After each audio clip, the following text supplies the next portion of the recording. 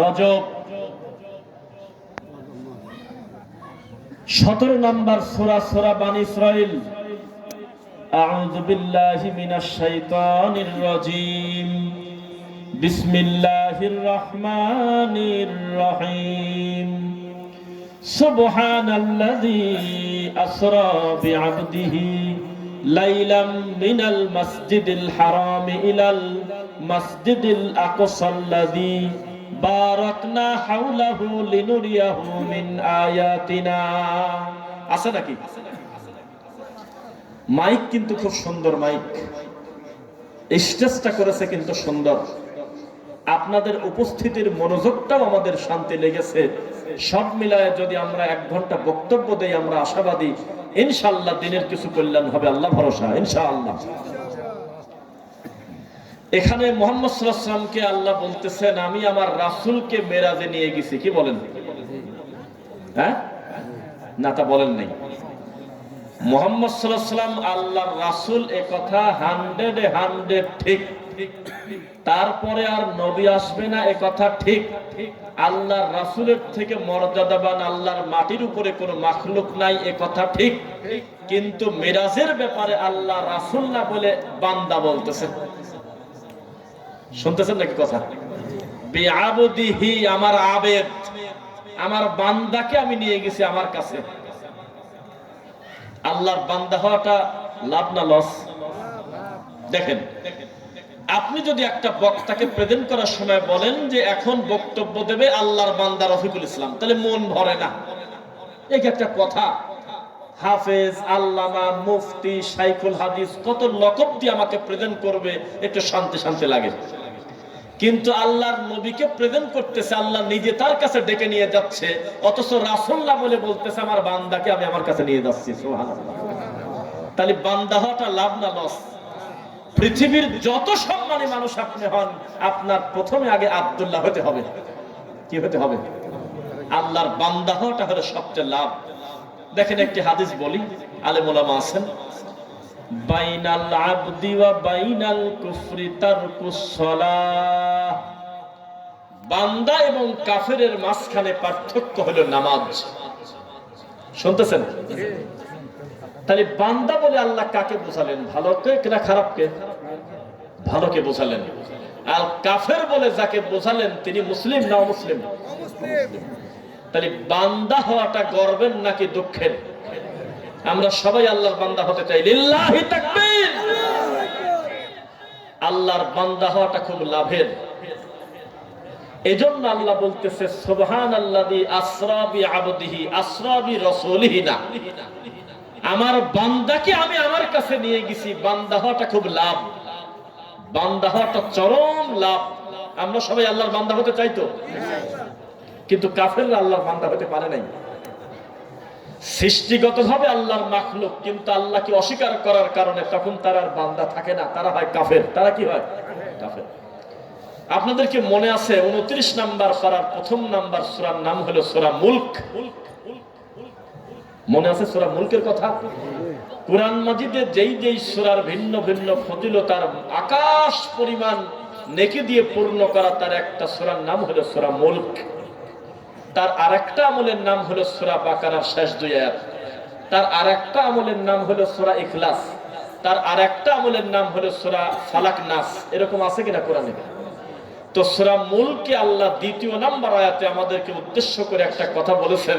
আমি আগে আয়াতটা তেলাওয়াত করব, আর আমার বক্তব্যটাই আমি এই ধরনের চেষ্টা করব, পুরো বক্তব্যটা একটা করে আয়াত পড়বার অনুবাদ করব ইনশাআল্লাহ। আউযু বিল্লাহি মিনাশ শাইতানির রাজীম। আল্লাযী খালাকাল মাউতা ওয়াল হায়াতা লিয়াবলুয়াকুম আইয়ুকুম আহসানু আমালা। আমি তাদের হায়াত আর মউত সৃষ্টি করেছি এই কারণে, কে কার চাইতে কর্মে উত্তম এটা পরীক্ষা করার জন্য। কি করার জন্য? পরীক্ষা। ছোটবেলায় আমাদের ওস্তাদরা একটা ভুল অনুবাদ করতো। তারা বলতো যে যত বেশি আমল করতে পারবে আল্লাহর কাছে তার মর্যাদা আছে। আপনারা এটা মনে করতেন না এক সময়? এখনো যদি আমাদের এই মুরাদনগর, সিকাইল, বোতাইলে যদি এলাকা ভিত্তিক আপনি একটু মাইক নিয়ে বলেন, বাবাজি আমল বেশি করলে ভালো না কম করলে ভালো? অধিকাংশ লোক বলবে আমল বেশি করলে লাভ, বলবে না?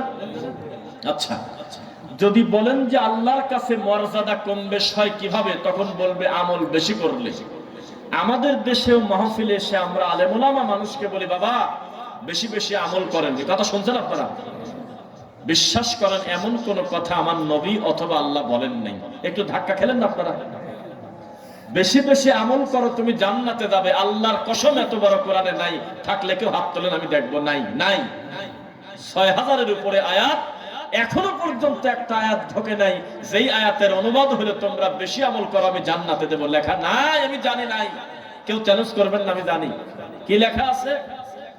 আমালে সালেহ আহসানু আমালা, উত্তম আমলের কথা আছে, নেক আমলের কথা আছে, শুধু আমলের কথা নাই। শুধু আমল ফেরাউন নিজে করত, শুধু আমল আবু জেহেল করত। আল্লাহর কসম আবু জেহেল আমল করত, কিন্তু আমলের পরে একটা শব্দ মিস আছে, সেটার নাম আমালুশ শাইতান। শয়তানের আমল। কিসের আমল? তাদের আকীদা ছিল আসমান আর জমিনের সৃষ্টিকর্তা একমাত্র আল্লাহ। এই কথা মানতো, আল্লাহর কসম মানতো। দলিল আবার কোরআন আয়াত পড়ি, সবাই খেয়াল করবেন। আচ্ছা, মুসলমানের কাছে সবচেয়ে দামি কিতাবের নামটা একটু মুখ দিয়ে পড়েন তো, কোরআন। এই কিতাবের আয়াত প্রত্যেকটা মিনিটে মিনিটে পড়ে যদি আমি অনুবাদ করি, সবচেয়ে বেশি খুশি হবেন না আপনারা? তাহলে আমার দিকে তাকায় শুনবেন। আউযু বিল্লাহি মিনাশ শাইতানির রাজীম। ওয়ালা ইন সাআলতাহুম মান খালাকাস সামাওয়াতি ওয়াল আরদ লা ইয়াকুলুন্নাল্লাহ। আমি যখন আয়াতগুলো পড়বো তখন বাম পাশে আমার আলেম ভাইদের মুখের দিকে তাকাবেন। আপনি না বুঝলেও তারা তো জানতেছে। কি বলেন? আল্লাহর নবীর সময় সাহাবীরা কাফেরদের পর্যন্ত জিজ্ঞাসা করতেন, হে কাফের, ধরে নেন যে হে আবু জেহেল, হে আবু লাহাব, উতবা, সায়বা, শোনো, কি বলো তো আসমান আর জমিন বানাইছে কিনা? তখন তারা বলতো লা ইয়াকুলুন্নাল্লাহ। তোমার কাছে জিজ্ঞাসা করবো কেন? আসমান আর জমিন আল্লাহ বানাইছে। কথা কাদের মুখ দিয়ে বের হচ্ছে বলেন তো দেখি? কাফেরদের। কার? তাহলে আসমান আর জমিনের সৃষ্টিকর্তা যে আল্লাহ, এ কথা কাফেররা মানতো না? না, মানতো। কিন্তু যখন বলা হলো এক আল্লাহকেই মেনে নিবে, তখন তারা মানতে রাজি না। বলে যে না, আল্লাহর কাছাকাছি যেতে হলে আমাদের দালাল দরকার, মাধ্যম ধরতে হবে। লাত থাকবে, মানাত থাকবে, উজ্জাত থাকবে, হুবল থাকবে, মূর্তিগুলো মূর্তির জায়গায় থাকবে। আমরা যাদেরকে ভালোবাসি, পূজা করি, তারা তাদের জায়গায় থাকবে। তবে আল্লাহর সমকক্ষ মনে করি না। লিয়ুকাররিবুনা ইলাল্লাহি যুলফা। হে মুহাম্মদ, তুমি মনে করেছো যে আমরা যাদের খুব সম্মান করি তারা ইবাদত করি না? আমরা তাদের ভালো মানুষ মনে করে তাদের সন্তুষ্টি করার চেষ্টা করি। কেন? যাতে বিচারের মাঠে বিপদের সময় তারা আমাদেরকে তরায় নিয়ে যায়। নাউজুবিল্লাহ। এখনো স্বীকার করি, আল্লাহর কসম, মিথ্যা অপবাদ দিলে আমির রফিক বিন সাইদের শাস্তি হবে। বাংলাদেশে এমন কোন মুরিদ আছে আমার জানা নাই যে তার পীরকে আল্লাহ বলে ডাকে। আমি সত্যি স্বীকার করলাম, কেউ কিন্তু বলে না যে আল্লাহ বলছে কোনদিন। তো আবু জেহেল বলতেছে, তোমাকে কে বললো মুহাম্মদ যে আমরা যার ইবাদত করি না তুমি জোর করে বলবে কেন? আসলে মূলত আমরা লাত, মানাত, উজ্জাতকে রব মনে করি না। আমরা মনে করি তারা হলো আল্লাহর কাছে যাওয়ার একটা মাধ্যম। এটা কি সঠিক না বেঠিক? সঠিক। এবার বলি শোন। তাহলে আমি বললাম আমলে সলে করলে লাভ আছে না বেশি আমল করলে লাভ? আমলে সলে। উম্মতে মুহাম্মাদীকে যেই কারণে শ্রেষ্ঠত্ব দেওয়া হয়েছে তার একটা কারণ হলো আমল কম, ফজিলত বেশি। সুবহানাল্লাহ পড়েন। আরে সালাম ফিরে খালি বলে ফেলছে আয়াতুল কুরসি। আল্লাহর নবী বলল জান্নাতে চলে গেছে রে, খালি মরা বাকি আছে। কোন তো দেখি সামান্য একটু কথা না। একটা লোক খালি মুখ দিয়ে পড়েছে লা ইলাহা ইল্লাল্লাহু ওয়াহদাহু লা শারীকা লা, লাহুল মুলকু ওয়া লাহুল হামদু ওয়া হুয়া আলা কুল্লি শাইইন কাদির। আর তার আগে সুবহানাল্লাহ, আলহামদুলিল্লাহ, আল্লাহু আকবার 100 করে ফেলছে অথবা 99 পড়ছে। এই কথা বলার সাথে সাথে নবী বললেন এ সমুদ্রের ফেনা পরিমাণ পাপ হলেও ক্ষমা হয়ে গেছে। চিন্তা করেন 2 মিনিট কি লাগলে এই কথাটা পড়তে? সূরা ইখলাস 3 বার পড়লে কত বড় ফজিলত। সূরা বাকারার শেষ দুই আয়াত যদি বাড়িতে পড়ে সেই বাড়িতে জেনের জায়গা থাকে না। সূরা মুলক যদি পড়ে কেউ ঘুমায়, এই লোকটার জন্য রাত্রিবেলা এমন কোন আর বড় আমল বাকি থাকলো না যে লোকটা করে নাই। বলুন সুবহানাল্লাহ। তাহলে বোঝা গেল যে আমল কম কিন্তু ফজিলত বেশি, এটাই হলো আমাদের জন্য আল্লাহর পক্ষ থেকে একটা নিয়ামত কিনা। অন্যান্য নবীর সময় তাদের উম্মতের হায়াত ছিল আমাদের থেকে কম, ঠিক কিনা?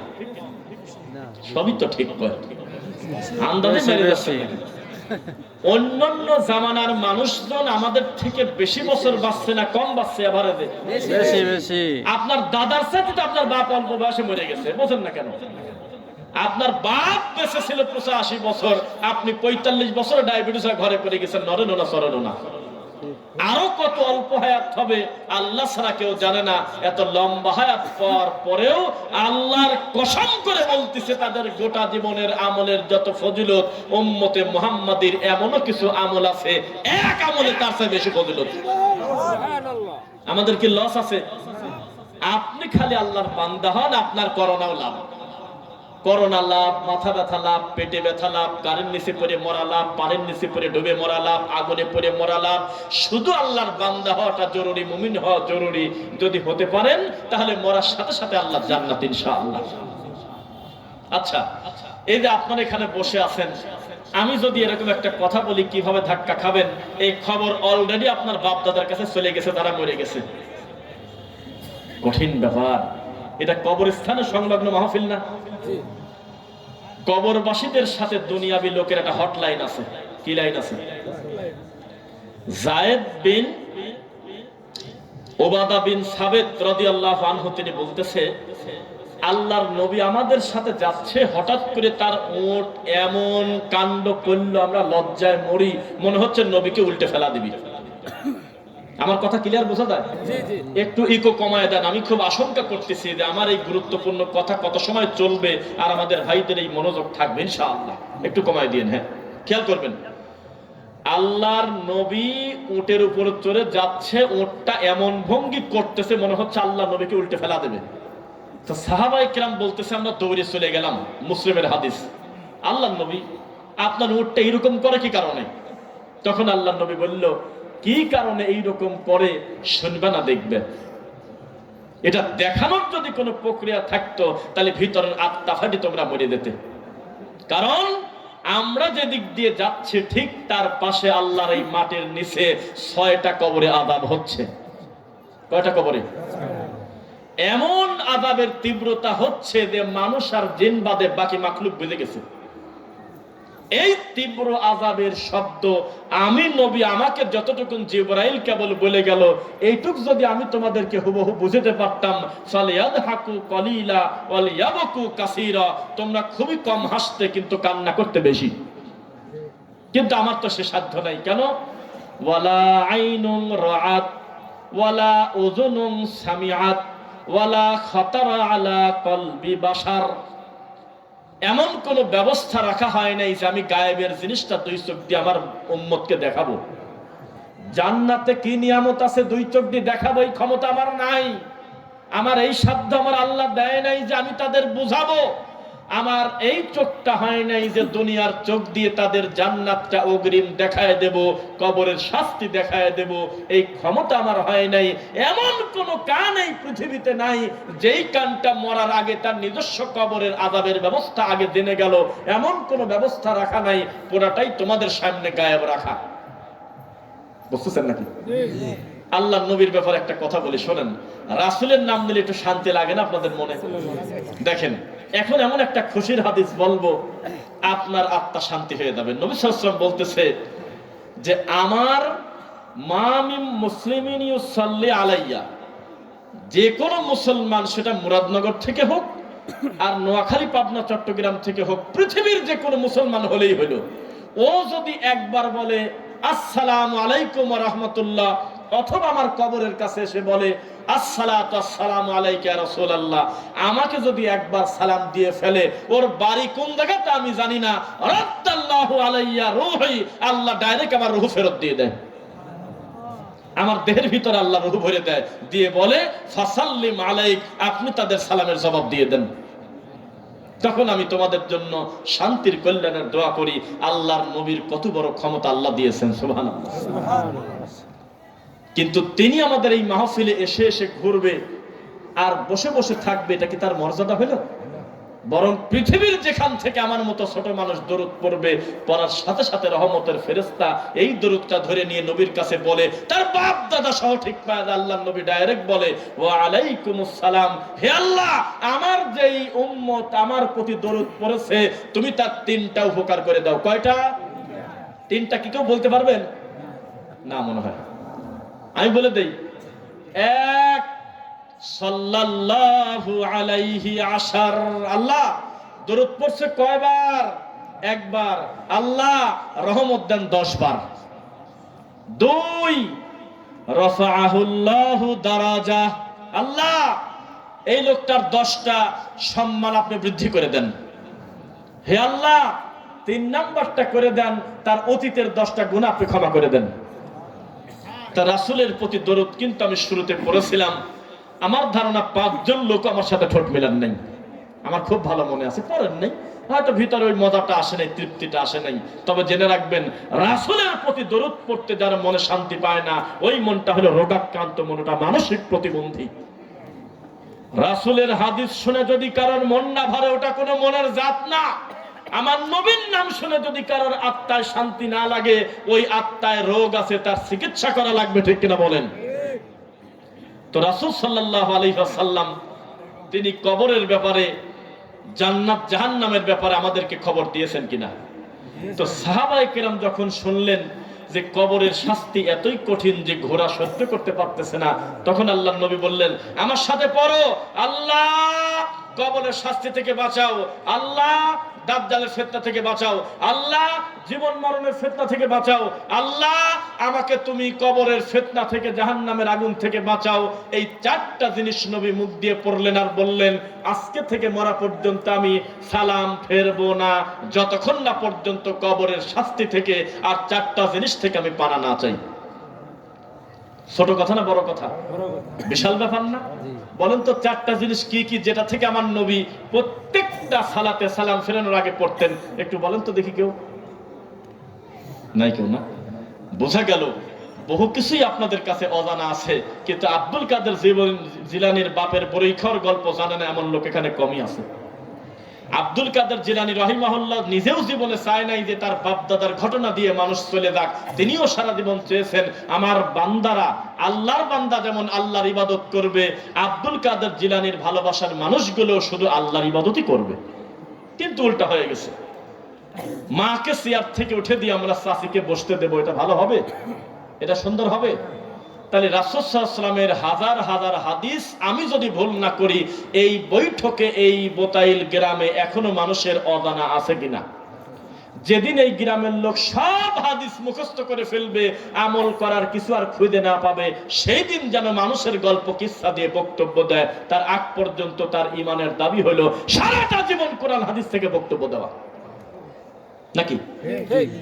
একটা কথা বলি, জায়গার নাম হলো গাইবান্ধা সুন্দরগঞ্জ।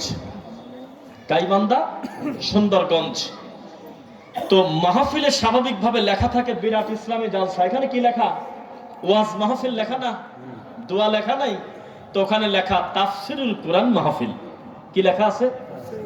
তো আমার পূর্বে যিনি বক্তব্য দিলেন, তিনি বক্তব্য দিলেন হলো যে ওয়াজ করনি আল্লাহর নবীর প্রেমে, তার একটা দাঁতও বাকি রাখে নাই, মোট দাঁত নিয়ে দিন বাড়ি ভেঙে ফেলছে। তো বক্তব্য দেওয়ার পর আমি তখন বললাম একটা কথা, শুধু তার কানে কানে বললাম, যে ওস্তাদজি, আমার অন্তর বলে, আমার মনে হয় আল্লাহর নবীর লক্ষ হাদিস প্রায় একটাও আপনার অজানা নাই। না, তাই হয় নাকি? আমি বললাম যে আমার ধারণা হচ্ছে গোটা কোরআন মাজিদের গোটা তাফসীরটা আপনার মাথার ভিতরে মুখস্থ, একটা জিনিস অজানা নাই। তাই কোনোদিন হয়? আমার কত কিছু অজানা আছে। তখন বললাম সূরা ইউসুফ 12 নম্বর সূরা। কয় নম্বর সূরা? আমি কিন্তু কথা দিয়েছি বক্তব্যের শুরুতে, আমার মুখ দিয়ে শুধু চেষ্টা করব আল্লাহর কোরআনের আয়াত বের করার, হাদিস এবং অনুবাদ ইনশাআল্লাহ। তাকান, আউযু বিল্লাহি মিনাশ শাইতানির রাজীম, নাহনু নাকুসু আলাইকা আহসানাল কসস বিমা আওহাইনা ইলাইকা হাযাল কুরআন, আছে কোরআনে সূরা ইউসুফ, নিশ্চয় আমার এই কোরআনে রয়েছে সবচেয়ে উত্তম কিসসা। আহসানাল কসস মানে হলো সবচেয়ে ভালো কাহিনী। কিসসা, কিসসা বোঝেন আপনারা? কিসসা মানে কাহিনী। তো একটা মানুষ যখন কোরআন হাদিসের আর বক্তব্য দিতে দিতে আর ওয়াজ খুঁজে পাচ্ছে না, তখন সে মানুষের নামে মিথ্যা কথা, গল্প, বিভিন্ন বুজুর্গের নামে বলবে। এটা মেনে নেওয়া যায় যে একটা লোক কোরআন হাদিস হলে অল্প বক্তব্য দিয়ে শেষ করে ফেলছে আর বক্তব্য পায় না, কি করবি? এরকম কি হওয়া সম্ভব?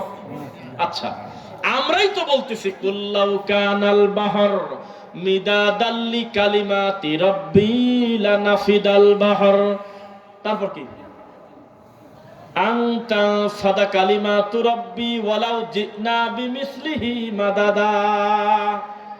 সারা পৃথিবীর পানি যদি কালি হয়, সমস্ত ডালপালা যদি কলম হয়, আমার আল্লাহর আয়াতে কালিমার ব্যাখ্যা শেষ হবে?